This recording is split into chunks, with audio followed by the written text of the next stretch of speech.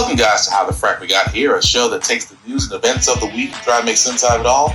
I'm your host, the most Will Buchanan, and on this show, we simply are all about the facts. There are plenty of news stations out there that simply want to do anything short but inform you. Here at How the Frack We Got Here, that's all we believe in. We go up to the left, we go up to the right, we go up to the middle of independence. We go after all sides because there's more than one side of a story to everything. And you need to know it all in order to actually formulate your own opinion. And that's what we try to do here at How the Frack We Got Here. Thanks for listening, and hold on. It's going to be fun. Welcome, guys, to How the Frack We Got Here, a show that takes the news and events of the week and try to make sense out of it all. I'm your host, the most Will Buchanan, and on this show, we simply are all about the facts. There are plenty of news stations out there that simply want to do anything short but inform you.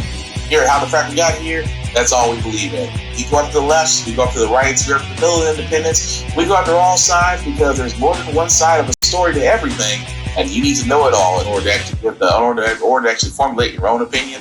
And that's what we try to do here at How the Frack We Got Here. Thanks for listening, and hold on. It's gonna be fun. All right, guys. Today's date, March 13th, 2021, and this is How the Frack We Got Here. I'm your host, the most Will Buchanan on How the Frack We Got Here. We do take the events of the week and try to make sense of it all. Before I do get started, a word of warning. This is a family-friendly podcast, so the language is kind of watched a little bit. And sometimes there may be some videos that may be shown that might be of a graphic nature, so viewer discretion is advised. Aside from that, welcome.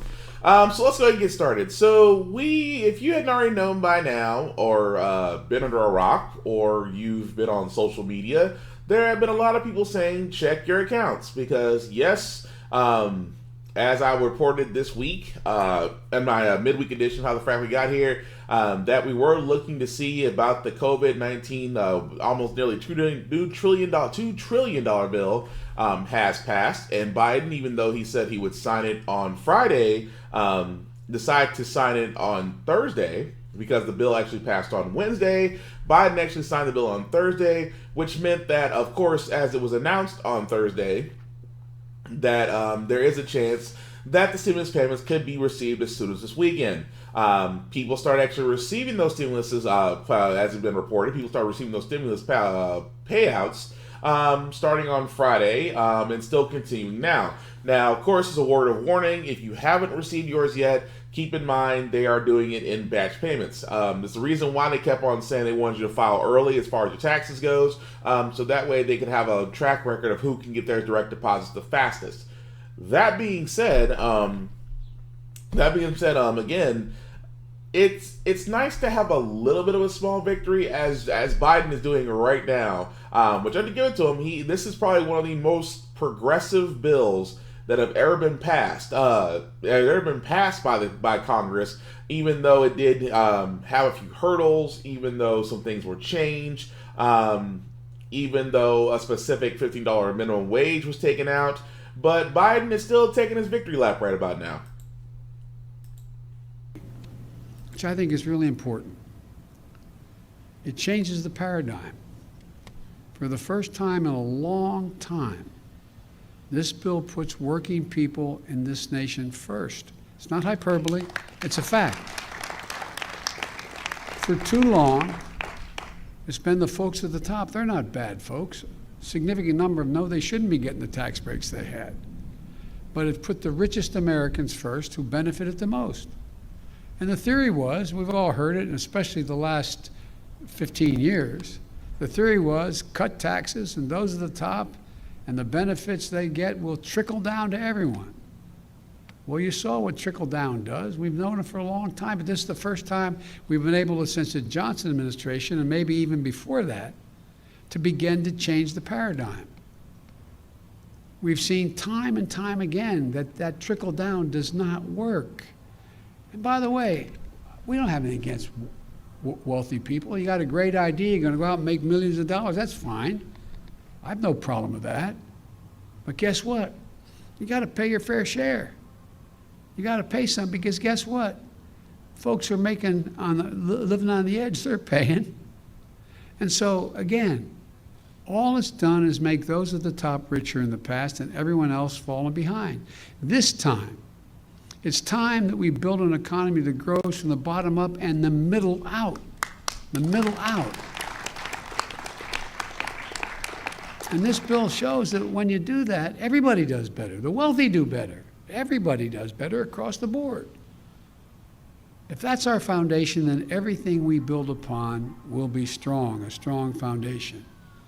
Our competitiveness around the world, the jobs here at home, the health and quality of our lives.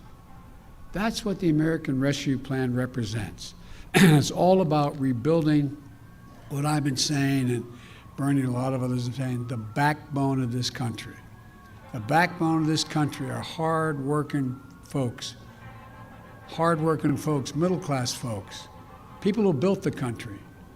And I might add, I think unions built the middle class. And it's about creating opportunity and giving people a fair shot. Now, it's interesting, like I said before, he did talk about the fact that he talked about Reaganomics, which, again, anybody who's paid attention knows that, of course, if you give the tax breaks to the top 1% of this country, they do not trickle down as benefits. They do not create extra jobs. They do not create new tax brackets for everybody under them. It only makes the rich richer. Of course, everybody knows that. I did like the fact that he did throw a jab in as far as unions being needed and things of that nature, concerning the fact that Amazon is fighting a union right now from actually forming, especially here in the South, because let's be honest, when it comes to the South and labor laws and jobs, that is a long standing battle. It is a long standing battle to actually get anything done. But again, yes, the bill has been passed. Even though through budget reconciliation, which means that this was a bill, one of the very few bills in the nation's history where something progressive was passed and not one Republican voted for it. Because this little thing called budget reconciliation, which means that they did not need Republican support to vote for it, as long as every Democrat in the Senate and the House voted for it. And again, it's also another thing that bothers me, because it was an infight between the Democrats, mostly moderate Democrats and progressive Democrats, and I've said it before this on Wednesday, moderate Democrats are nothing more than honestly Republicans, that they had a lot of infighting, especially about the $15 minimum wage raise, which again was taken out in the Senate because moderate Democrats thought it was too much, and not really understanding these are the same Democrats that ran on this when Biden and Kamala Harris were running for president and vice president. So there is a little bit of hypocrisy when it comes to this raise, and the next story presents why. Scored his first major legislative victory with the COVID relief bill. An increase in the federal minimum wage to $15 per hour did not make it into the final package. But Democrats are vowing to continue to push to raise the minimum wage, which has not increased in more than a decade. So what kind of impact would a $15 hike have? Here's ABC's Elizabeth Schulze. Well, y'all, getting ready to head into this job and punch this clock. Raising the minimum wage is about more than money to Fran Marion. Because I'm not fighting for me. I'm fighting so my kids don't have to struggle the way they watch their mama struggle. We made a lot of progress. A single mother of two, Marion earns $12.50 an hour as a shift manager at a McDonald's in Kansas City. My average bring home pay is $730 every 2 weeks. My rent is $650 alone. There have been times to where I've fed all these customers, I've done my job, where I clock out. And the first thing on my head is, well, how am I going to feed my family at home? How big of an impact would a $15 minimum wage have on your day-to-day life then? I would be able to not have to worry about which bill am I going to sacrifice? Am I going to sacrifice and be willing to hear my child's stomach growl again? So it's really a difference between struggle, and survival. It's time for a $15 minimum wage at McDonald's. 6 years ago, Marion joined the Fight for 15, a movement popularized by advocates like Senator Bernie Sanders to raise the minimum wage to $15 an hour. That's around $31,000 per year for a full-time worker. At $7.25 an hour, the federal minimum wage hasn't gone up since 2009. $7.25 an hour is a starvation wage. That's what it is. Sanders and many Democrats make the case for legislation that would gradually increase the minimum wage to $15 over 5 years. But 8 Senate Democrats joined all Republicans last week in voting against an amendment to the COVID relief bill that would have done that. Instead, some in both parties support a gradual wage hike closer to $10 or $11. $7.25 is sinfully low. We must raise it. The poverty guidelines to be above that if you're going to work and working full-time should be at $11 base. Proponents say now's the time to give a raise to low-income workers who've been hit hardest on the front lines of the pandemic. We have built our economy on a shaky foundation of low-quality jobs. And data shows those workers are more likely to be Black and Hispanic. Just like school segregation and neighborhood segregation, there's an occupational segregation that really has been exposed. Workers of color are crowded in certain jobs, in certain industries. A rescue plan. Adding his voice to the fight, President Biden. If you work for less than $15 an hour and work 40 hours a week, you're living in poverty. He points to polls showing a majority of Americans support a $15 minimum wage and that 29 states have state minimum wages above the federal level. 8 states plus D.C. have passed plans to raise their minimum wage to $15 an hour. And by the end of 2021, some 40 cities and counties will meet or exceed that level. People tell me that's going to be hard to pass. Florida just passed it. As divided as that state is, they just passed it. The rest of the country is ready to move as well. I think it's the wrong time. Thomas Ward owns a barbecue restaurant in Orlando. The pandemic forced him to close his second restaurant and lay off more than 30 employees. How difficult was it for you to make that decision to close one of your restaurants? It was one of the toughest decisions that I have to do in my business career. Florida's new law will gradually raise the minimum wage to $15 an hour by 2026. Ward says even the incremental increase to $10 this fall is a challenge at a time when his business is already struggling. It's a 12% increase, which is pretty big. They didn't give us enough time to get ready for it. As a small business now, obviously we have to kind of balance out what we can do to increase pricing. The cost to small business is a main argument against minimum wage hikes. As a result of the increasing cost for businesses, some will lay off their workers, some will cut their hours, and some will cut the benefits that workers enjoy. Opponents also argue a federal requirement hurts some industries and regions more than others. In certain areas of the country, particularly poor and rural areas, this will bite very hard indeed. The nonpartisan Congressional Budget Office estimated an increase in the federal minimum wage to $15 per hour by 2025 would cost 1.4 million jobs and result in higher prices for goods and services, though some critics say their analysis used overly conservative assumptions. That same study also found 27 million workers would get a raise and 900,000 Americans would be lifted out of poverty. Let's be proactive and put our money where our mouths are and really create that change. Amanda Stevenson owns a fresh food store in Washington, D.C., where a $15 minimum wage has been in effect since last July. She acknowledges the costs. I'm giving them at least the base. I would love to do more, but I need more income coming in. But says a living wage is an investment employers should be willing to make to help address inequalities in the workforce. I think as an entrepreneur, we can't really look at it just making sure that we are satisfied or our customers are satisfied. We need to make sure our employees are satisfied as well. They're the ones that show up for us every day. Elizabeth Schulze, ABC News. All right, so let's think about that for a second here. That, again, the $15 minimum wage was taken out of the bill, unfortunately, due to some moderate Democrats, because we knew Republicans, again, were going to be against this. So we already knew Republicans, we know at this point, love working poverty. They are completely okay with the minimum wage remaining where it is. That's partly the reason why it's been there so long, that we've had $7.29 since 2009. That's a given. The thing about this is just that now the Democrats in place, I still say, even though they weren't able to get it under this bill, that again, this should still be fought for. This should still be brought up. This should still be done. Despite that some business owners, again, some small business owners, along with Republicans, love working poverty. And honestly, for a lot of our capitalism and workforce right now, and the way businesses run, businesses who make a lot of money pay their employees very little. That's why these small businesses, as you just saw the gentleman in the video right there sat there and said, well, if we raise it to $15 an hour, I can't afford to pay my people.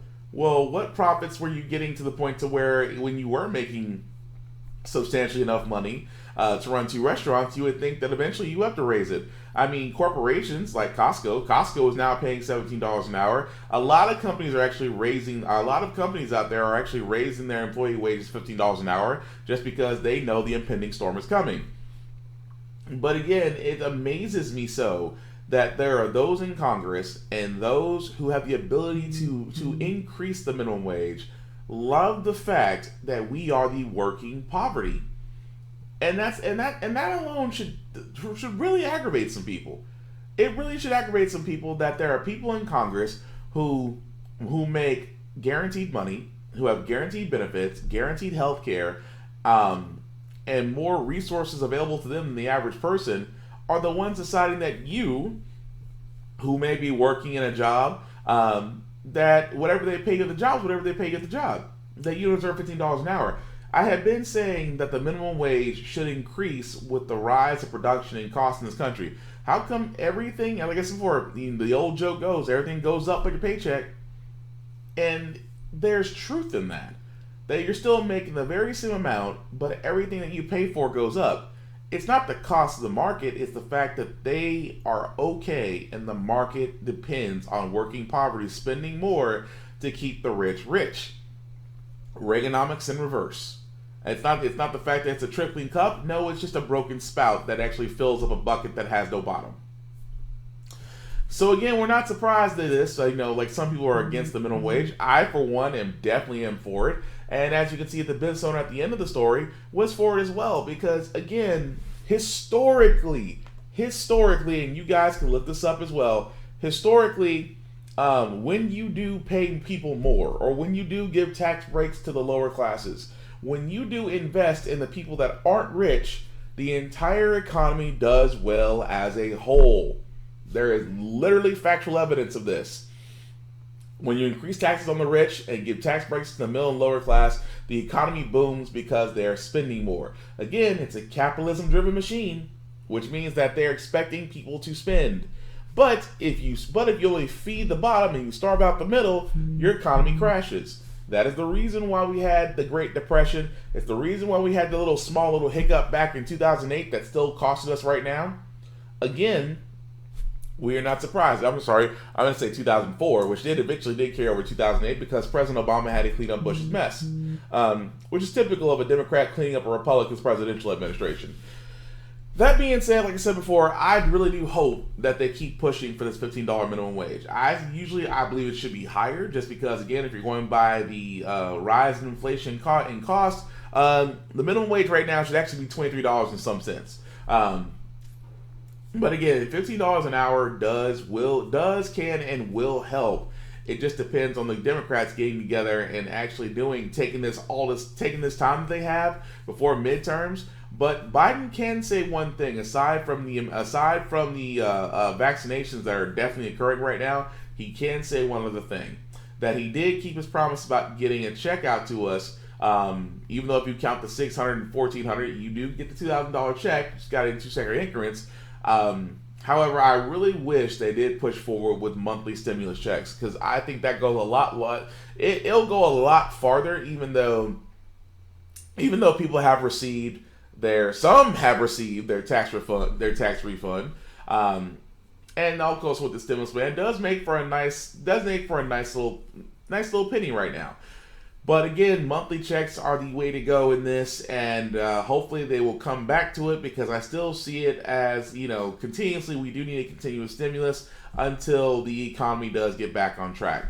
Moving forward, guys, I did want to point this out about, like I said, about the case of Daniel Prude. I know last week when I sat there and said that the cops were not going to be charged in the death of Daniel Prude. If you guys don't remember, he was the man in Rochester, New York, that was found naked. The cops put a hood on him because they said he was spitting and said he had COVID-19. They put a hood on him and put him face down, restrained, and eventually he did die of asphyxiation. Which again, we are not. I don't want to say we're not surprised, but of course, with no officers being charged in that area, but this is becoming a story that's all too common, even when we see black men get murdered on videos right in front of us. But the only reason I bring up this story is because an independent study was done which found out that Rochester mayor and top officials suppressed information about Daniel Prude's death. This was done by an independent investigation that was done by the Rochester, New York City Council, that 4 key officials, Major Warren, that's being pictured right there, along with the police chief, corporation counsel, and the communications director of Rochester, it stated that they were all aware that the medical examiner that determined Daniel Prude's death said that he died from asphyxia in the setting of physical restraint by Rochester police officers who were under criminal investigation for their conduct.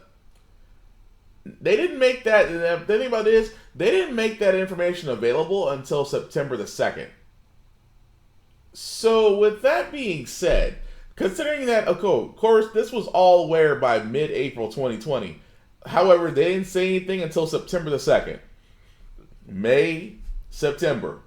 That is a long, long amount of time for officials to suppress information. Now, of course, they were just checking to see if they did. I mean, like I said before, it doesn't make any sense in this case that, again, this is there. I mean, this to me, when I sat there and saw that, it's like, wait, so you guys have known since mid-April that he died from asphyxiation by the cops because of the law enforcement restraining him, and they still got to walk?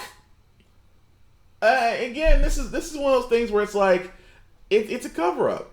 It's just like Breonna Taylor. It seems to be a cover-up. It seems to be a cover-up that the police at the time, knowing they messed up, knowing a black woman was killed in her sleep, and the cops are still getting to walk. In this case, Daniel Prude's death, the cops are still getting to walk, and everybody involved, from the mayor down to the communications director, down to the chief of police at the time, we're all in on it.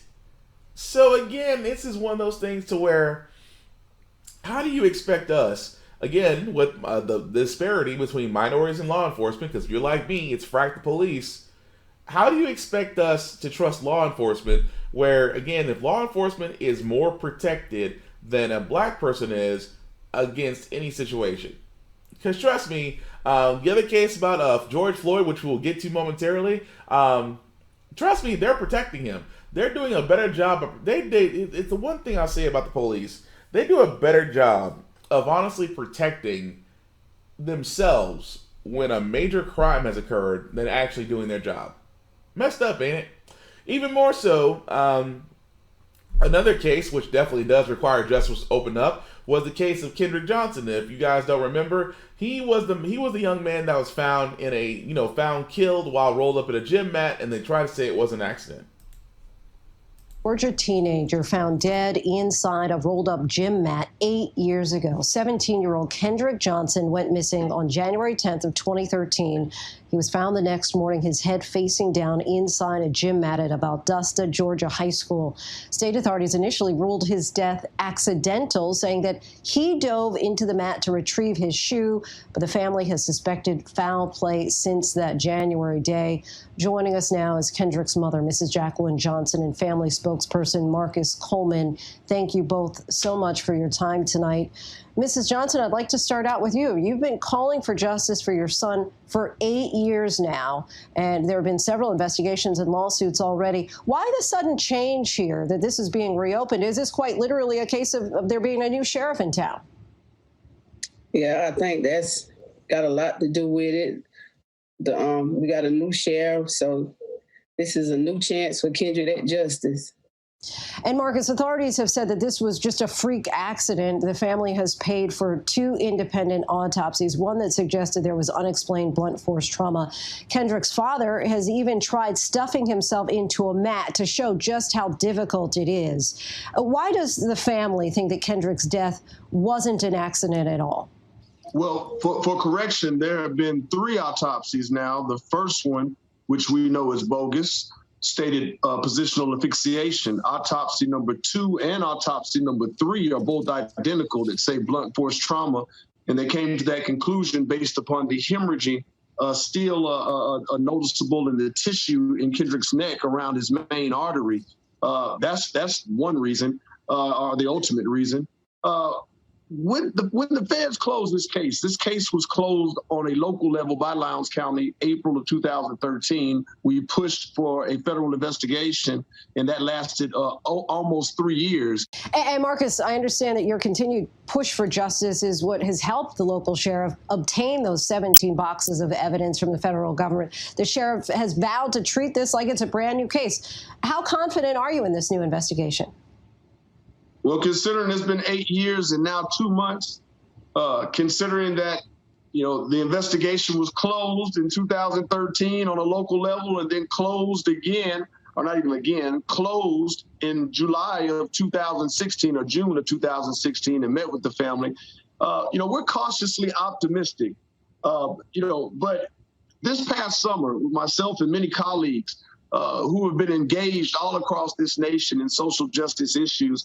Tomorrow, I'm headed out to join a comrade, Tamika Mallory, for the 1-year anniversary of Breonna Taylor, her death, which is tomorrow. I was looking at the Ahmaud Arbery's here in Georgia, the Breonna Taylors I just named, the George Floyd's, and it just never sat well with me for reasons I already stated of what happened with Kendrick. Kendrick's name deserves to be mentioned amongst those names. And honestly, there's no other case that has this layer.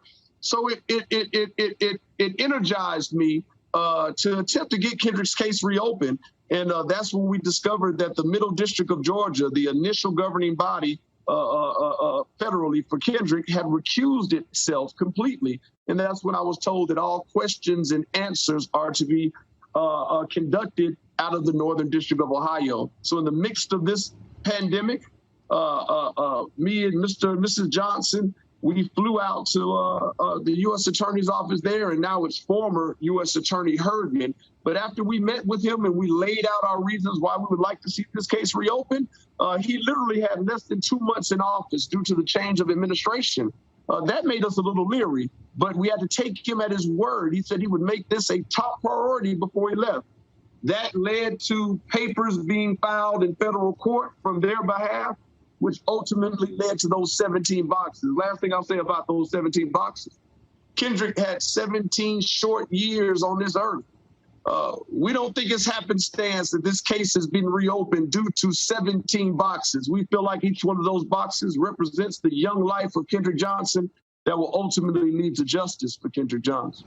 And speaking of that young life and those 17 years, Mrs. Johnson, what would you like viewers to know about your son? He was a happy kid. He was a good kid. Kendrick never got in any trouble. Kendrick played 3 sports. He played basketball, he ran track, and he played football. But football was his passion for life.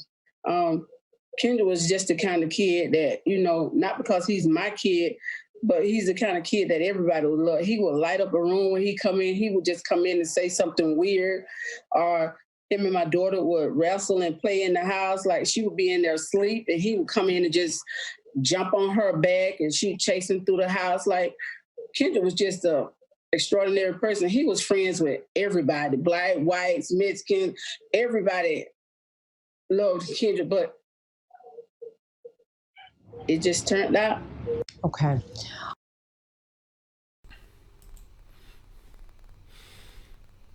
And it's one of those things to where, like I said before, the death of the child being killed is never something a parent gets over. Even so more in the case of Kendrick Johnson's death, which again, I'm glad that they're reopening investigating, because it never sat right about exactly how he died. They try to rule it as an accident, saying that he was going into a gym mat and really above all else, just saying that it was it was an accident, things of that nature. How his body was found, how it was missing organs and things of that nature. How the coroner it just seemed like one big cover up. And now again, I'm glad that, of course, it took a new law enforcement officer, but again, I'm glad that they are reopening the case and investigating it. I do hope justice has been found, because there's been a lot of speculation exactly about the people who last seen Kendrick Johnson alive, especially about a former student and his father actually being a former FBI agent, and that there may have been allegedly some foul play there. It just hopefully will take time, and hopefully that'll come to light.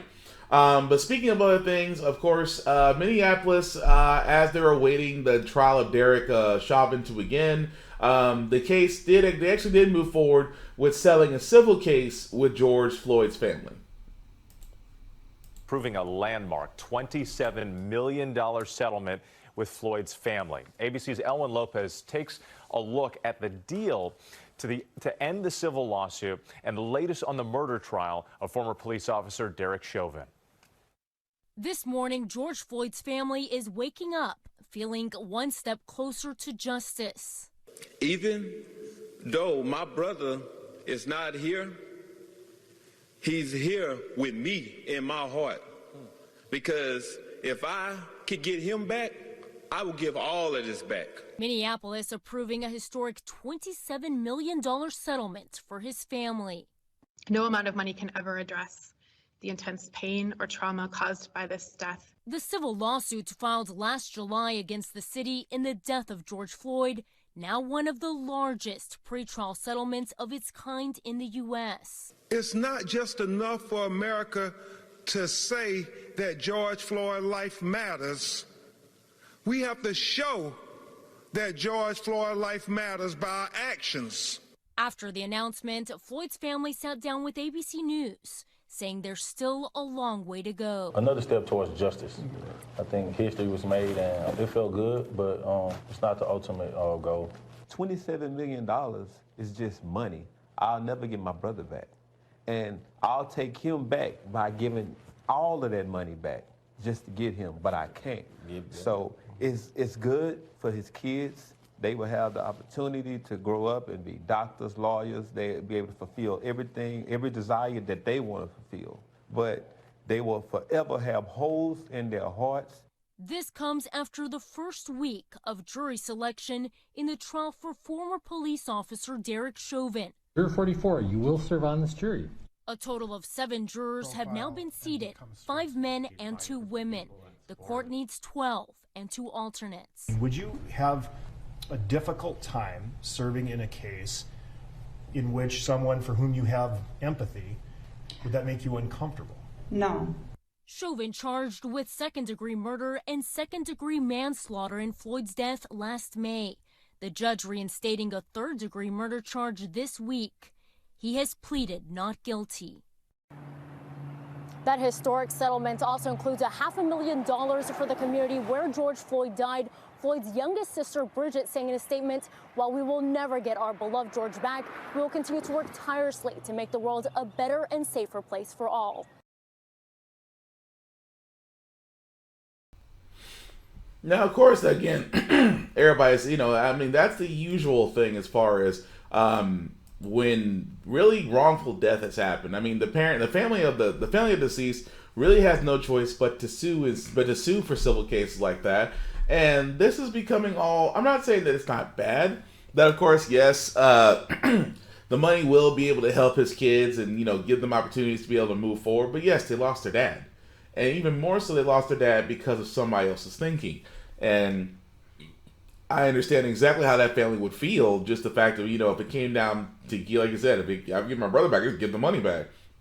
But that's usually the last recourse that people have in those situations, because when I saw that, I'm going to be honest, when I sat there and saw that, I thought that, this is either foreboding, or this is going to be giving us an outcome that we might not like.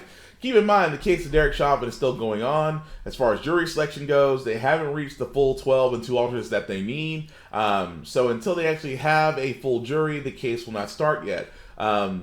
However, it's going to be a little hard in the country and around the world, since everybody has seen that video, that someone's going to be completely not biased. Because the evidence right there speaks for itself. Although it's really messed up is that the defense attorneys for Shavik are trying to use George Floyd's drug abuse as saying that that was the cause for his death, when a coroner has already ruled that no, he died from asphyxiation by restraint. So it had nothing to do with his alleged drug history. So again, this, like I said, it just feels weird that, of course, the area around Minnesota has been boarded up. National Guard has already been called in. So I'm not saying they're prepping, even though the case hasn't started yet. I'm just saying justice needs to be served. I mean, it gets to the point these days where a black man can get killed on video and the officers can still walk. It makes me cringe a little bit if that's what's going to be the case here. I'm not saying anything until, like I said before, the case itself has already started. I'm just saying that, when it comes to law enforcement, it just seems like they've been given a green light to basically kill black people and get away with it. But moving right along, guys, this other story I did actually report, this part I did report on Wednesday. I'm actually reporting it again about, the January 16th failed coup d'etat by the white supremacist groups, because we're not going to call them rioters. They were basically white supremacists. Decided to raid the Capitol. Keep in mind, this was to count the electoral votes that would have confirmed our president and Madam Vice President Kamala Harris, in which they're now saying that a certain group may be given more charges than everybody else because it seemed more like a directed attack. Conspiracy against members of the far-right militia group the Oath Keepers have expanded, adding 6 new defendants with alleged ties to the group. Prosecutors have identified several alleged members of the Oath Keepers seen here entering the Capitol in formation in tactical gear, including Sandra Parker. Prosecutors have said members of the group coordinated and planned before the January 6th attack, and even during it. They believe one of the group's leaders that day was Jessica Watkins. According to court documents, Watkins communicated on a walkie-talkie-like app during the riot. Quote, "We have a good group. We have about 30 to 40 of us. We are sticking together and sticking to the plan." Another voice says, "This is everything we effing trained for." Watkins has pleaded not guilty. Meanwhile, tonight, Dominic Pizzola, the man seen breaking a window at the Capitol with a police shield on January 6th, who the Justice Department says is associated with the far-right extremist group the Proud Boys, seems to be distancing himself from the group. His lawyer saying his association with the Proud Boys was minimal. The lawyer indicates Pizzola is about to plead guilty, but his case files also mention another witness who's cooperated with federal investigators to share details on the Proud Boys. People are going to start to crack, and we are going to get more information. When things start to go down and people start to get charged, they all think about what's best for them. Tonight, a source tells CNN Capitol Police have told lawmakers that ominous-looking razor wire fencing around the Capitol should remain in place, at least until September, due to lingering security concerns related to threats against members of Congress. Some in Congress have clearly been unhappy with the fencing, eager for a return to normal. It's really discouraging to see the razor wire, the fencing, the image that it sends to the world. Weeks after the Capitol insurrection, law enforcement and Homeland Security officials are not reporting any credible, specific threats. But they're still tracking online chatter about potential violence in Washington and against members of Congress. We know that there is a clear and present danger that is facing these lawmakers. They have now become direct targets of anti-government and anti-establishment militia-style extremists. Now, military officials say nearly 5,000 National Guard troops will remain in Washington at least through March 12th. We will continue to assess the threats as we go forward, and decisions will be based upon what we believe is credible or not. My plan is to not keep them there one day longer than is necessary. Says a lot, doesn't it? That simple fact of the matter, it's like, oh yes, the groups that Trump loves so much were organized and ready to do more than just a coup d'etat. They were ready to detain and kidnap lawmakers there. And I find it so interesting that this is the same group of Republicans that did not want to convict Trump of impeachment, even though Trump incited the riots. Trump sat there and told them we'll go down there hand in hand. He sat there and said, if you don't stand and fight, they're going to take it away from you. All on the day where all this was going down. But it amazed me so how some Republicans, especially Scott DeJarlais, because I'm sorry, as a person from Tennessee, I kept on saying, how in the world is this man still elected? If you guys, like, Scott DeJarlais is a whole other story in itself, but the fact this man is still being elected by Tennessee amazes me. Because trust me, his whole story is another thing I'll do another podcast on. But again, it's like, somebody's singing. If they're already getting more information about all this, somebody is definitely singing like a canary right now, and rightfully so, because these were terrorists. They were full blown terrorists, and they should be treated as such. Especially that Q Shaman guy, because he definitely was just besides off his rocker or something else. But moving right along, guys, there is another story that I have here. Again, I see, I used to say, why do people keep receipts, just for anything and everything? And it used to be, and someone said there said, well, you never know when you might get accused of murder. Well, in this case, this man was wrongfully convicted of murder, but decides to sue a car company because they did not provide a receipt that would have supported his alibi. This story is wow.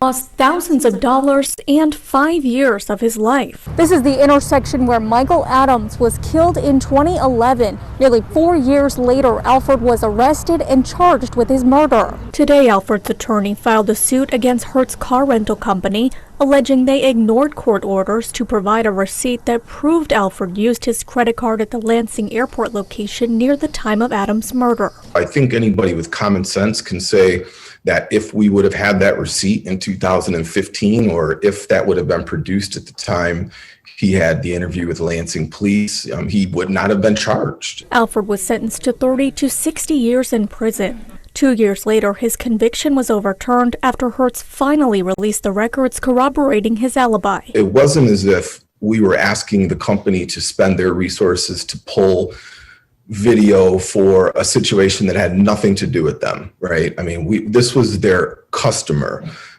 their paying customer, and this was their response. And Alfred is suing Hertz for money damages, but more than that, he's hoping his story will make a difference. What he hopes is that this case can have some impact on corporations and institutions in our community that are servicing minorities and servicing people without significant resources, and holding them in the same regard that they would their corporate buddies and other folks that they do business with. Reporting in Lansing, Kylie Kahn.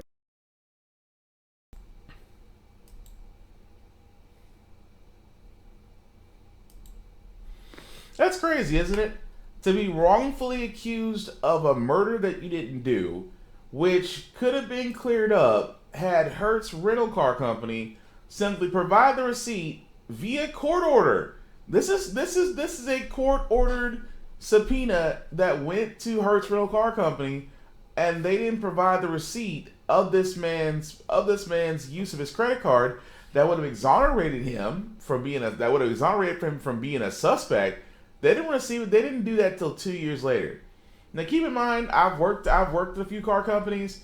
It is not that hard to bring a receipt. And they always say it all the time.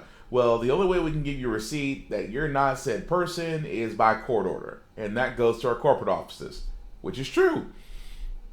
But that being said, though, I can see why he's suing. I don't blame Mr. Alfred at all. Not because this man lost literally 5 years of his life. Imagine 5 years being in jail for 5 years for something that you had nothing to do with. And that one person, I won't even say one person, that a corporate company could turn around and keep you from being in jail for something that you didn't do. Only to turn around 2 years later and be like, oh, hey, we finally found the receipt that you're asking for, but the case has already been forwarded. I was more concerned about how in the world they were able to convict this man. because they did sit there and say that there was a witness that said that, that gave the description of what it looked like. But at the same time, it's just like, again, it feels like this was more like a fast forward murder trial.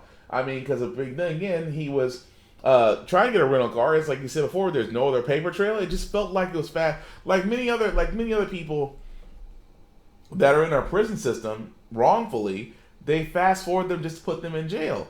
And again, even with the receipt, which again, I don't blame this man. And I said this before, I do not blame this man for suing Hertz. He should sue them for the 5 years that he wasn't able to get back, plus interest.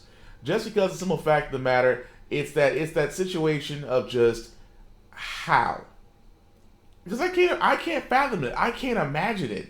That 5 years of my life is gone because a corporation didn't take a subpoena from a court seriously. How? But like I said, I hope that man gets Hertz for all he can. Because yes, there should be somebody that should have to answer for this, because nobody should go to jail for something they didn't do and be stuck in there because a corporation decided not to follow through. I mean, if the corporation is being sued by somebody else, you don't think lickety split they'll provide what they need to get out of it? Of course they would. But again, like I said, I hope that man sues. I hope that man really sues them for all they're worth. But speaking of things that are just crazy, right? We do know sports is going up into high gear, even with COVID, even with social distancing, things of that nature. Sports still occurring. Well, this particular high school basketball game in which the players took a knee, the announcers kind of forgot where they were and forgot their mics were turned on. It was just before tip-off in the high school girls basketball tournament near Tulsa, Oklahoma. But when members of the Norman High School team began to kneel, the announcers sounded off using racist and explicit language, not realizing they were speaking into hot mics. They're kneeling. I hope they lose. Gonna kneel like that? The announcers were not part of the school district, contracted by an outside group, which today announced an investigation. Norman School Superintendent Dr. Nick Migliorino met with the players today. But what was your first reaction when you saw that video? Disgust and outrage, and that hit me hard. We're going to support them in their decisions, in everything they do. Today, Norman teachers took a knee in support, the city's mayor tweeting her outrage. And from a state lawmaker, were you surprised when you heard that language? I wasn't. I was angry. I was frustrated. I was very frustrating that some of that's been so normalized, and particularly on the issue of kneeling. Tonight, the Norman Tigers are back on the court, this time both teams taking a knee. One player summed up the events saying simply, "This is why we kneel." Blaine Alexander, NBC News. Says a lot, doesn't it? That literally, you would think by now a lot of people get why we kneel. I mean, even when I'm at an event and the national anthem is being played, I take a knee. I do. And honestly, it's only because it's amazing to me, and I'm gonna repeat this for the last time, that Colin Kaepernick was reminded, actually was encouraged, because keep in mind, Kaepernick just sat down. But the funny part is, a former Army Ranger sat there and suggested to him to take a knee, because taking a knee is actually a sign of respect to fallen soldiers and everything else. And Kaepernick said, "Oh, okay, I'll take a knee." And what did he do? He took a knee. And of course, that from there led to what we do in this day and age, because we're still standing in solidarity with police brutality, with minorities being treated unfairly and things of that nature. And you have two announcers who are not associated with the high school basketball teams or services out there saying their opinions. But you can say your opinions all you want to, but again, saying your opinions out loud, especially during a high school basketball game, is completely and utterly unprofessional. So I would not be surprised those same two announcers may have just actually lost their jobs. And it's amazing to me how comfortable a lot of people are when it comes to kneeling. It's like, oh, if you're doing that, I hope you lose. Okay, well, keep your opinions to yourself next time at the next job you're at. The next last story that I got, guys, is basically this one also. When I see stories like this, I honestly see why a lot of parents either move their children to private school or start homeschooling them. I used to say it was a bad idea, but now after this story, I cannot blame them. Ashley Murray says she was horrified when her 5-year-old told her what happened at school. They basically made him go in the toilet and get his feces and tissue, the dirty tissue, out of the toilet. Ashley's son is a kindergartner at Crystal Hill Elementary School. She says as soon as she found out, she jumped into action, pulling her son out of the classroom and enlisting the help of her mother, Tammy Murray. You want a child to put their hand in there physically and clean out the commode. No. He's not a janitor. He's not a custodian. He's not maintenance. He's not at all. Pulaski County Special School District says they are actively investigating the situation. Meanwhile, Ashley says the teacher called her personally. When she got on the phone with me, she said she didn't have an explanation. She just knew she was wrong. But she stated to the principal that she was trying to teach him how not to stop up the toilet. I told her that's not good enough for me. The mother-grandmother duo say something more than just a phone call needs to be done. She needs to be terminated because you don't treat kids like this. He's a kid. I don't ever want this to happen to another child again.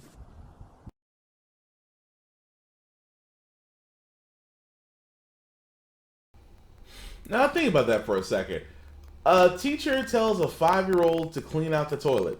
Now, of course, it is amazing to me that, of course, the school's going to do their process. The teacher's on administrative leave. I'm just surprised about how the call that teacher to call the parent and say, well, there's no explanation for that. Ma'am, you just, if that was my child, and my child came to me and said that the teacher made them clean up the toilet, taking their crap and their used toilet paper, and sat there and told them to clean it out with their bare hands, and my 5-year-old child comes home and tells me that, I'm going to be in jail. There's going to be there's going to be an educator in the hospital, and I'm going to be in jail for assault. There is no excuse. There is no excuse for the teacher doing that. That's not an educator. An educator, he's like, well, I'm trying to teach him a lesson not to stop up the toilet. He's 5. I have seen, from me speaking from a daycare standpoint, I have seen 5, 6, and 7-year-olds clog toilets. It is a way of life. It happens. You just unclog the toilet and move on. The fact of the matter is just that when you tell a 5-year-old or show a 5-year-old that it's, hey, I'm going to teach you a lesson by having you clean up the toilet with your bare hands, and the grandmother's right. He's not a janitor. He's a child. And you, as an adult, just forced a child to clean out a toilet with their bare hands. You don't need to be a teacher. I'm sorry. To me, there is no second chance in this. To me, there's nothing to be learned. There's nothing to be reprimanded by. The grandmother's right. They should be terminated, because if that teacher if that 5-year-old came back and told what that teacher did, imagine what else could have happened with that teacher that other kids that went through her class are not saying. And I'm sorry. That tells me that, as if I ever become a future parent, that if my child or something happens to them, something to them happens like that, I know I will not be peaceful. I will choose violence. That's just me, because if someone harms my child the same way if someone harms my niece or my nephew and I find out they did it, again, I will be in jail. Because an educator has no place for that. That's not an educator. That's someone who is failing miserably at their job and does not need to be trusted with the care and education of children. Doesn't need to be. Please go somewhere else. Or I hope in this case, I hope not in the case that you're about to lose your job, but at the same time, you should not be allowed to educate anymore. You shouldn't. Your teaching license should be revoked. Your teaching credentials should be revoked. because there is no excuse. There's no redemption. Don't get me wrong. There are always paths of redemption, but in some cases there is no coming back. It is like you have literally crossed a line that should never be crossed, and now you're trying to call back and apologize for it. No. If I was the parent, oh no, everything needs to be pulled from you that was given to you because you educated my child or educated other children, because Lord knows what else you've done. I can't be mad about that. But that just made me think, this is why some parents are moving toward private schools and moving toward homeschooling, just because the lack of or quality education out there is scarce by educators that shouldn't be trusted with children. Just saying. But our last story that we have here, guys, is going to be an interesting one, because the Mississippi governor has just signed a bill that is banning trans athletes from school sports. Yes, in Mississippi.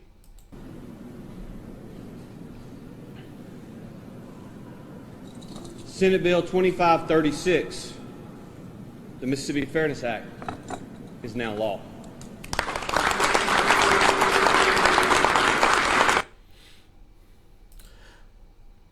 Okay, so aside from the fact that apparently the whole entire people behind them are all white, not one minority is behind them, but then again, it's Mississippi, really shouldn't be surprised by that. But Governor Reeves did sign the Mississippi Fairness Act, which requires state schools to delegate teams who are by sex assigned at birth, and prohibiting transgender student athletes from participating in school sports in accordance with their gender identity. Now, you guys heard me talk about this, where I sit there and said that trans athletes are starting to become a thing, are actually starting to grow more in support, and that some states are sitting there saying that it's going to be unfair for women. I find it interesting that the Republican red states, who are usually over control over women's bodies, are now saying they're doing this to protect women's fairness. Irony. But the irony of it all, that that we're protecting you from having other trans athletes play on those teams to protect you, but we're also going to sit there and tell you how to control your body because, we know better. Irony. But I had said this before, guys. As more individuals are coming out as transgender, we are getting to the point now to where we're going to have to address our sports. And I've said this on my Off Limits podcast, where I sat there and said, you know what needs to happen? Intergender sports. You know how you solve that? Intergender sports. I don't think for the simple fact of the matter, if you try to have, if you assign trans athletes to go with who were they born by, which means that if you're born a girl, you play on the girls' team. If you're born a boy, you play on the boys' team. Okay, but again, you're also sitting there saying you also don't want trans athletes to play with who they are, who they report to be as, and who they play with. That to me has always been weird. Women's bodies are not built to take, brunt from men. I said, but you still let boys and girls play together with and this is my analogy. It's just that you let boys and girls play with each other in the schoolyard. I don't see you guys separating things from there. You even let boys and girls play playground games. Playground games, which usually can lead to injury. Again, you had no problem with that. Even in college or even in YMCA, we have intramurals where there's intergender play. Nobody screams anything there. So why is it in the form of high school? Because colleges are embracing it. Colleges are embracing trans athletes, but only in middle and high school do we get to the point to where it's like, oh no, we have to keep them separated, especially in the rural southern states. Why? Because they say it's about women's fairness. And I point this out. What's really fair here? Well, we don't want a 6'7" guy who says he's a girl to basically get the scholarship that a woman would get. Okay, so let's break that down for a second. If you're talking colleges like to win. Winning brings championships. Championships bring boosters. Boosters bring money. Again, if a college sees a trans athlete and says, they would love them to play, it's because they're seeing them as potential championship winners. Again, let's look at the formula again. Championships bring boosters. Boosters bring money. Colleges love money. College sports is one of the highest grossing markets, outdoing Major League Baseball, NBA, and NHL combined. NBA, NFL, NHL, and Major League Baseball all combined still cannot beat college sports as the top money-making machine in the United States. colleges are not looking at education. Colleges are looking at money. So, say for instance, since the NCAA is accepting trans athletes, and they see somebody that potentially could, let's say on this team that you have one trans athlete, let's just say a boy being a girl, boy who says he's a girl, he's playing on a girl's team. You have a daughter there. So if the NCAA colleges that come around look at that and say, I want that transgender on my girls team, and they offer them the scholarship, are you going to be mad because they say, oh, it's only because he's a boy and he has the tallness and stuff that my girl would have been a perfect fit? So are you mad that you think that your daughter lost out, or the fact of the matter is that the college who actually offered the scholarship decided to make their choice and it wasn't your daughter? See, the thing about it is it'll always be fair. The whole thing about it is like you want opportunity. Opportunity is fairness. Now let's be honest. When it comes to college sports, very few. I think they said less than 10% from high school actually go on to play college, and from college it's less than 5% that go professional. So you get the opportunity to go up to the next level, but the fairness of it all, yes, your fairness is your opportunity. It's not a guaranteed ticket, and the simple fact of the matter is, it's just like a girl who sees herself as a boy that wants to play on a boys wrestling team. I have nothing against it. The opportunity should be given because, again, with sports, she could get hurt wrestling with guys who are stronger than her. Sports is a risk. Sports is a risk. If you play the sport, you do risk injury. That is for everybody across the board. But what this is doing, this trans bill is doing, it's almost like segregation. It really is. That because of how you choose to live and how you identify yourself, now you have to still go back to your sign of birth, because a lot of repressed Christians feel very uncomfortable. Yes, I said repressed Christians because I meant that. Because it goes back to religion. I'm just going to be honest with you guys. It always goes back to religion. That no matter what you see whenever it comes to trans athletes, LGBTQ people, they will always go back to religion. There's never been one where it's like, it's common sense. No, it's not. Because common sense isn't common. Common sense isn't always as common as everybody believes it is. But for the simple fact of the matter, I guarantee in Mississippi, because of Governor Tate, because they still think they don't believe in acknowledging trans athletes. Imagine them, signing this bill to sit there and say, "Well, it's the Fairness Act." What's fair? That's why that's always what I ask. What is fair to where, you putting boys with boys and girls with girls? Because guess what? Because if they still do, because I always say the best, even if the simple fact of the matter that your daughter, hypothetically, still got beat by a taller girl, are you still going to sit there and say it was fair? So again, the Fairness Act is really just a repressed religious right that got something into law that is completely and utterly unfair. Just my take on it. But that's really all the news that we got, guys. So let me go and get to the feel-good news segment on this, because usually on How the Frack We Got Here, we usually do talk about a lot of things, sometimes good, sometimes bad, sometimes really, really bad stuff. But it's the weekend. I'm still enjoying my birthday weekend. Thank you, everybody who said happy birthday to me.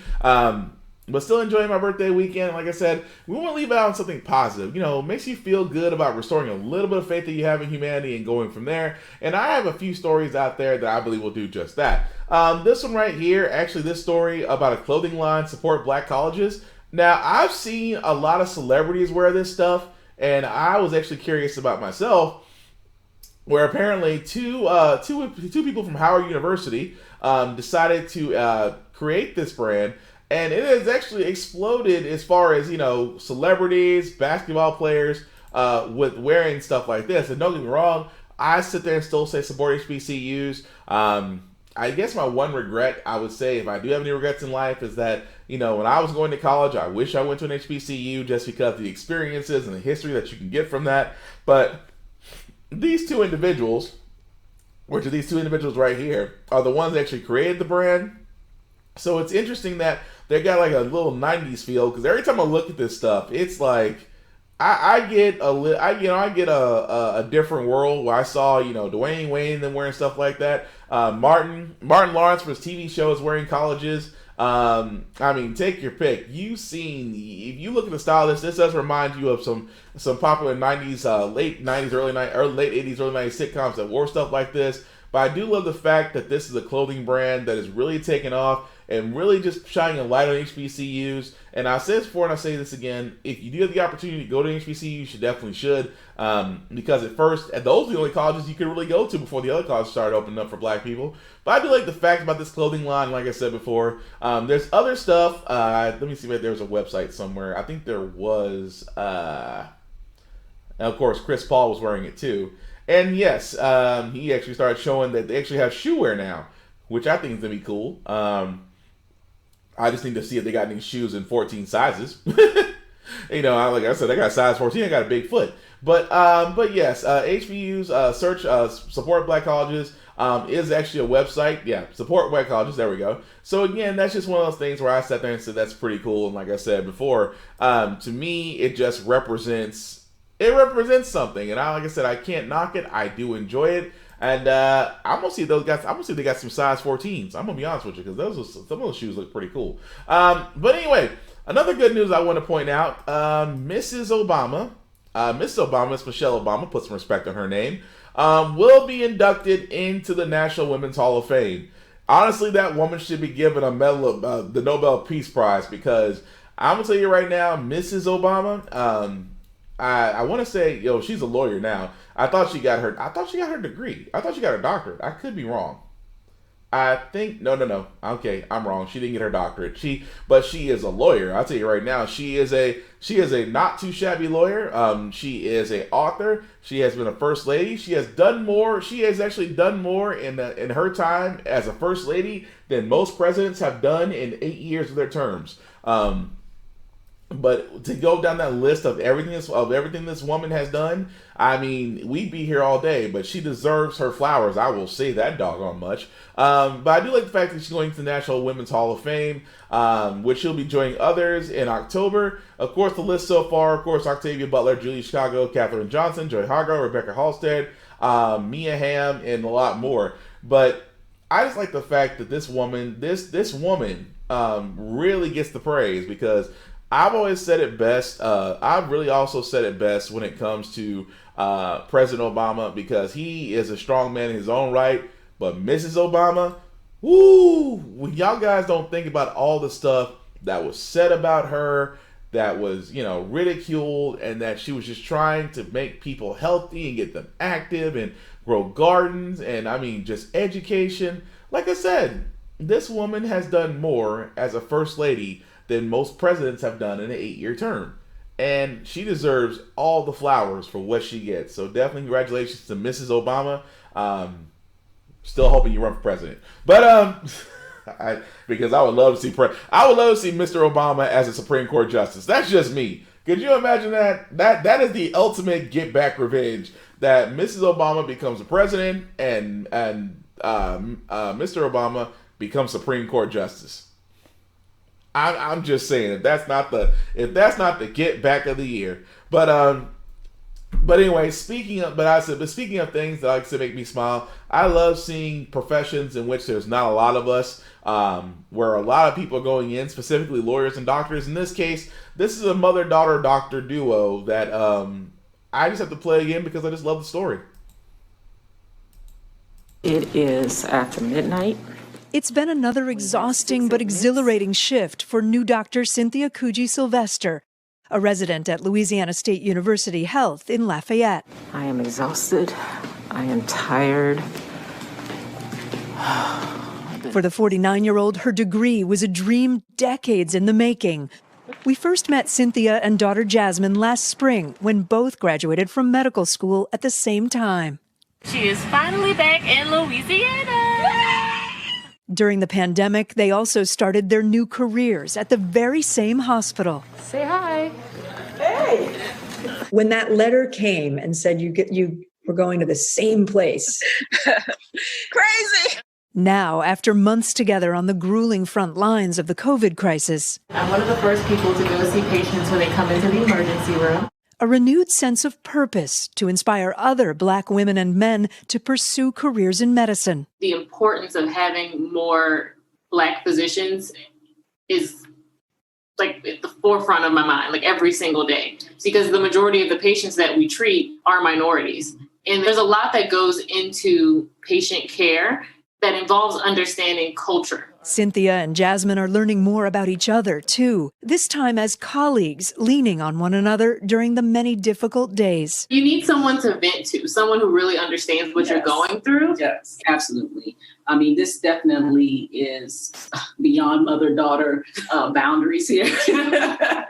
I mean, you really learn to rely on one another. Together, they're celebrating major milestones, like getting their COVID vaccines. All right, all done.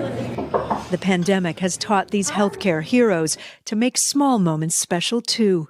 And we're just trying to grab a little lunch. Mother and daughter determined to serve, now making the most of their next chapter. As physicians, we're constantly working with people, with our coworkers, with our patients, and every single person that you interact with truly has some sort of effect on your life. And as I said, I just love the fact that a mother and daughter, and for the longest time, that gene pool must be wonderful, because I kept looking from left to right like, okay, which one's the mother, which one's the daughter? Because if you're gonna, like I said before, if you want to know the girl you're dating is gonna look like in about 10, 20 years, look at the mother. Because for the longest time I was watching that story and I was like, which one's the mother and the daughter?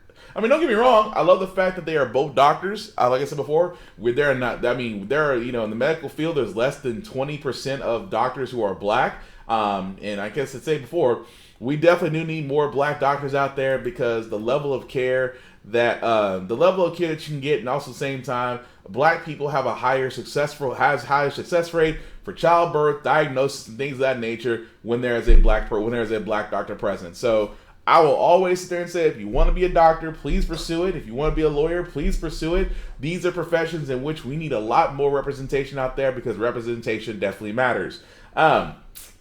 So with that being said, guys, that's really all I have for this weekend. I do thank everybody for watching, and I certainly do appreciate it. Before I do get out of here, I do some shameless plugging. And I just realized that my link isn't showing. That's a first. My link is not showing at all. Well, that's nice. That's really nice. Well, let me go to this page then. So basically, guys, the link that you see there at the bottom in red, if you'll copy and paste that, that actually will show. It actually goes to the link to all of my YouTube pages for all my shows, as far as How the Frack Got Here, Get Bit, and Off Limits podcast, that you can basically just like, share, and subscribe from there. And I guess, my link is not showing on the screen. That's nice. But aside from that, guys, like I said before, my podcast schedule has slightly changed. Of course, every Wednesday from 8:30 to 10 is the midweek edition of How the Frack We Got Here, the currently podcast show you're watching now. Every Friday from 8:30 to 10 p.m. is my Get Bit show, which is basically my Nerd and Blurred show, which covers anime, superhero television, anime, television, movies, and things of that nature that just may come out there. And I always try to have a guest on there. I know I had Joe on there last night. We were talking about what was going on with CW shows, and just feels like it was going downhill from there and things of that nature. But again, like I said before, we'll definitely always do that every Friday from 8:30 to 10. Of course, every Saturday from 10 a.m. to noon is the weekend edition of How the Frack Got Here that you're currently watching right now. And usually on Saturday nights from 8:30 to 10 is the Off Limits podcast, the podcast that definitely does go there with any and all subjects. There will not be an Off Limits podcast tonight. We will have a special edition Sunday night, just because we definitely want to get an Off Limits podcast in.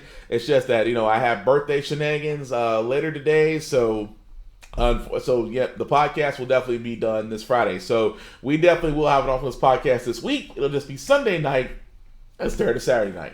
But all these shows can be found under the link that's on this page right here. So again, if you'll just copy and paste what you see there and actually put into a browser, you'll get the YouTube and Facebook pages to where you'll be able to see all my podcast groups that you can share from there. Also, let me talk about my travel page at Facebook called Uncle Obi's Adventures and More, where we just don't sell travel, we sell great memories, which means your boy does do travel. So if you need a book going down the road, down the street, across the states, or across the pond, let your boy do it. My goal in this is to basically get you where you want to get to by saving a little bit of money in your pocket. So I'm trying to do two things for you. I'm trying to get you a great adventure, and at the same time, save some money in your pocket. Who else doesn't like saving money? I know I do, especially with this stimulus. This stimulus done passed, and I don't want to spend a dime of it. So I get the simple fact of the matter of just saving money, and you may not want to do legwork, so let me do it for you. You tell me where you want to go, the dates that you want to do it, and I will make it my hardest. I will do my hardest to make sure to get you the best deals for you. That's in airfare, hotels, rental cars, and other stuff. I mean, just in case you might want to do other stuff where you're going, let your boy know about it so I can actually help you with that. Because at Uncle Obi's Adventures and More, we just don't sell adventures, we sell great memories. And also, I do have a $100 referral going on. So if you do book travel with me, or I'm sorry, if you do refer somebody that books travel with me, then and they book travel, regardless if it's a rental car, hotel, airfare, and all that stuff, if they book with me, you get paid, because I believe in paying it forward, and definitely decide to helping out those that pass along business to me. So again, it's a $100 referral, and also there's no limits on the referral. So if you know 20 people, then $100 times $100 times $100 times 100. Well, let's just be honest. It's a very good day for you. But definitely check that out on Facebook or me at William Buchanan to book your travel with. And last but certainly not least is my buddy Vaughn, Big VZA Dot, because I am so proud. He has just let me know that he will be doing his podcast very soon and test a new setup. I personally cannot wait, because I know with everything that's happened, he's going to have a lot to say about the subjects, and I can't wait for that. But in the meantime, you can go to his Facebook page at Big VZA Dot and be his friend. He's friendly sometimes. And definitely go to his video section to be able to see the videos that he has already done out there to give you an idea of the shows that he actually does. The first one I'll start with is the VSTs. The VSTs is a news podcast that news can be music, video games, or trailers, as he loves to show. He's the king of weird trailers, because some trailers he shows are pretty cool, and some trailers I just sit there and go, I question our friendship sometimes, but I still love him. But it's an interactive show, as you can see from the comments on the right-hand side. So so definitely like, share, and subscribe from there. Also, he has another show for the sake of this podcast. I will call it RAF. What is RAF? Think of RAF like America's Funniest Home Videos if done from World Star. It is the pool of ratchets we sometimes dip our toes into to take a break from life and have a chuckle. And it's always for the adults. So better not bring your kids to this unless you want them repeating certain phrases. But it's definitely meant to be funny and to reset your weeks, because we all need a good laugh during these work weeks, because some of these work weeks can be just long. It's also an interactive show as well, so definitely check that out. He also has another show I'm looking forward to called Rhythmness, where you can reminisce over the music, the Rhythmness Music Podcast, in which he goes over albums along with others, albums that either he finds or that he asks us to bring, and then we just talk about them, if we like them or not. You know, we're different on the musical scale, but difference in music leads to great conversations, and that's what the Rhythmness Music Podcast is all about. And finally, he also has another show, it's kind of more of a pop-up slash presentation show called Funkin' Around, in which he makes beats like this.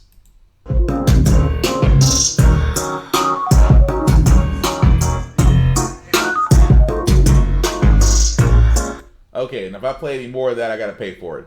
But yes, Vaughn does make beats. In that case, he is a beat maker. He just loves showing the production from beginning to end. And also, if you like the beat and you're an aspiring artist and you like that beat for yourself, then let Vaughn know, because those beats are definitely for sale. So definitely check out Rhythmness on, depending on when Vaughn gets inspired. It could be once a day, sometimes it could be 3 times a day. Sometimes when an artist, inspiration just hits you. But definitely check out all his shows at Big VZA Dot. At Big VZA Dot on Facebook, and like, share, and subscribe, because he will be returning very soon, and I know I will be tuned in, because I just know that that first rant that he's gonna do is going to be awesome. I just know it. I'm just waiting for it. But aside from that, guys, like I said, that's really all that we have. I do want to say a few things before I get out of here. COVID-19 is real, so please wear a mask. Please do social distancing. Please avoid large crowds if you can, and only go out if you have to. It's only because even though numbers right now are stagnant, and I say stagnant, and ICU capacity is starting to increase, this is not the moment to just take off the mask and think everything is cool. This is not a time to do that. This is a time for us to stick to the rules, because as long as we stick to the rules, then the numbers will reduce from stagnation, and then hopefully, as vaccinations are going out, which again, you definitely want to look up that and see where vaccinations are available in your area and sign up, because like I said, the more people that get vaccinated about this, the better we can do in the long run about this entire situation. So if you can get vaccinated, please sign up to do so. I say this all the time. Everybody that doesn't want to be vaccinated, what's your choice? Because there's no other alternative out there. And there's nothing Bill Gates about it. There's nothing about mind control. Please drop the conspiracy theories, okay? Vaccinations are needed because viruses are living organisms that mutate and create, and the shots that you were given as a child just doesn't cut it anymore. Let's get over that. Aside from that, guys, if you work in the hospitals, whether you're a doctor, nurse aide, doctor's aide, environmental people, just basically thank you guys, because you guys are the real MVPs for this entire year plus that you guys have been doing this. And also, if you do see those professionals, just say thank you as well. And also, you essential people. I hate the word essential worker. It sounds like a corporate buzzword I can't get past. But we do need people, because people need people to survive. And I'm talking about those folks that work in customer service, those that work in fast food, those that work in the public, those that work outside, those that are first responders, those that are educators, those that work in warehouses like Amazon, those that work in gas stations, grocery stores, those that are truck drivers, those that work in logistics like UPS, United States Postal Service, FedEx, and DHL, and all those other areas, because a lot of us are able to work from home, and that's great, but a lot of us were not able to work from home. So thank you to the ones who had to keep themselves protected while keeping the lights on for the rest of us. You guys are not given enough credit, and I always want to give credit for that. That also being said, guys, how the Frack we got here is not about, we're just saying about that was good and terrible. The thing about how the Frack we got here is all about staying informed. We are not trying to change them. We're not trying to change minds or opinions or persuade you. We're trying to do what the news stations of old did, which is basically inform you of all the facts that allow you to make up your own mind. Because a lot of people do better. A lot of people make better choices and do better when they're informed. And uninformed people got us Trump, and informed people got us our first black Madam Vice President, and hopefully very soon a black Madam President. I'm hoping. But aside from that, guys, like I said, please be safe. Hope you guys have a good weekend. Pretty much, guys, the way I say it, like I always do, if we take care of ourselves, if we just, look out for each other and take care of ourselves, we'll get through this. Have a good weekend, guys. Peace.